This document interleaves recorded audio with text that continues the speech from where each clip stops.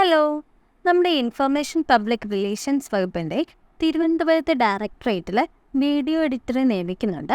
കരാറടിസ്ഥാനത്തിലാണ് നിയമനം.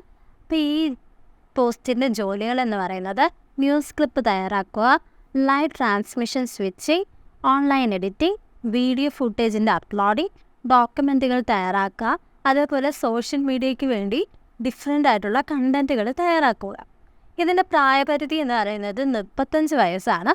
ഇതിൻ്റെ വിദ്യാഭ്യാസ യോഗ്യത +2, അതല്ലെങ്കിൽ വീഡിയോ എഡിറ്റിങ്ങിൽ അംഗീകൃത സ്ഥാപനത്തിൽ നിന്ന് ഡിഗ്രി, അതല്ലെങ്കിൽ ഡിപ്ലോമ, അതുപോലെ തന്നെ ഏതെങ്കിലും പ്രമുഖ TV ചാനലിൽ വീഡിയോ എഡിറ്റിങ്ങിൽ 3 വർഷത്തിൽ കുറയാത്ത പ്രവൃത്തി പരിചയവും വേണം.